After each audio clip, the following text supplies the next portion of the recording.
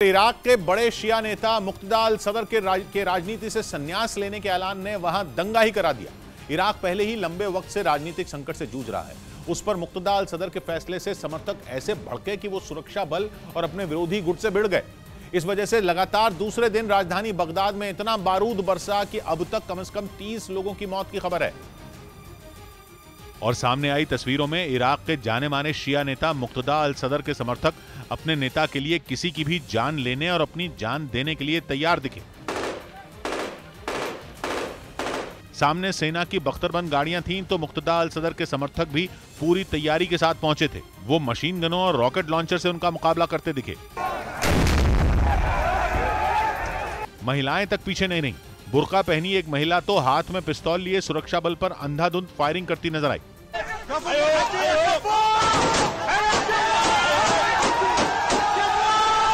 हिंसा की ये सूअर पालना बहुत ही ज्यादा लाभदायक है। इन्हें देखिए, 1000 सूअरों को पालकर साल में करोड़ों कमा रहे हैं। आपको भी करना है?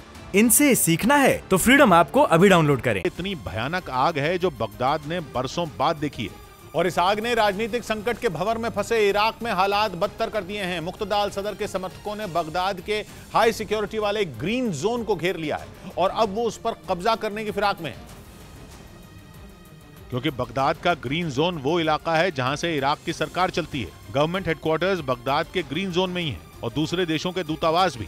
अब मुक्तदा अल सदर अमेरिका के बेहद कट्टर विरोधी हैं, इसलिए अमेरिका ने तो अपने दूतावास से कर्मचारियों को हेलीकॉप्टर से एयरलिफ्ट ही करा लिया। उसी ग्रीन जोन के पास प्रदर्शनकारी सत्ता अपने हाथ में लेने पर उतारू दिखे। प्रदर्शनकारी इतने बेखौफ थे कि उन्हें देखकर सुरक्षा बल के जवान ही खौफ से भर गए। एक शख्स तो सुरक्षा बल के बिल्कुल बगल में तनकर ऐसी धुआंधार गोलीबारी करता नजर आया कि सुरक्षा बल के जवान ही थर-थर कांपने लगे।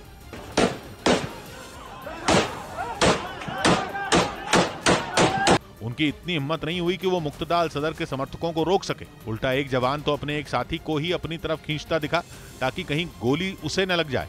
बल्कि एक रोज पहले तो बगदाद से जो तस्वीरें सामने आई थी, उन्होंने इराक के चरमराए पॉलिटिकल सिस्टम की कलई खोल कर रख दी थी, क्योंकि मुक्तदा अल सदर के समर्थक इराक के गवर्नमेंट पैलेस के अंदर ही घुस गए थे और वहां पंचायत लगाए बैठे दिखे।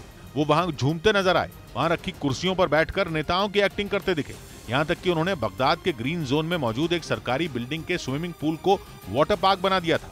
सुबह शुरू हुआ बवाल पूरी रात चलता रहा और कान फाड़ गोलीबारी ने पूरे बगदाद को दहला दिया।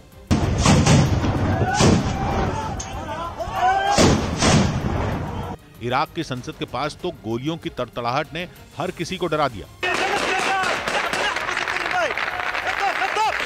एक जगह तो आसमान में एक तरफ से दूसरी तरफ इतनी जबरदस्त फायरिंग होती नजर आई कि जान बचाने के लिए लोग सड़क पर ही लेट गए। वैसे इराक में जो हंगामा अब हो रहा है उसकी नींव पिछले साल अक्टूबर में ही पड़ गई थी। तब वहां 329 सीट वाली संसद के लिए चुनाव हुए थे, लेकिन उस चुनाव का कोई नतीजा नहीं निकला था, क्योंकि किसी भी पार्टी या गठबंधन को बहुमत नहीं मिल पाया था। मुक्तदा अल सदर का गठबंधन सबसे ज्यादा सीटें जरूर जीता था, लेकिन वो सीटें उन्हें सत्ता तक पहुंचाने में नाकाफी थी। इसलिए दूसरे सबसे बड़े गठबंधन के साथ मिलकर सरकार बनाने पर बातचीत शुरू हुई। लेकिन दिक्कत यह हुई कि ये जो दूसरा सबसे बड़ा गठबंधन है वो ईरान का समर्थक है और मुक्तदा अल सदर की राजनीति ही इस बात पर टिकी है कि वो इराक के आंतरिक मामलों से ईरान और अमेरिका का दखल जड़ से खत्म करना चाहते हैं। हालांकि एक वक्त ऐसा भी था जब वो ईरान के साथी थे, लेकिन फिर उन्होंने अपनी इमेज एक राष्ट्रवादी नेता के तौर पर बना ली और जब 10 महीने बाद भी गठबंधन सरकार बनाने की कोशिश फेल रही तो मुक्तदा अल सदर ने राजनीति छोड़ने का ही ऐलान कर दिया। लेकिन ये बात उनके समर्थकों को नागवार गुजरी और उन्होंने विरोधी गुट और इराक के सुरक्षा बल के खिलाफ जंग ही छेड़ दी।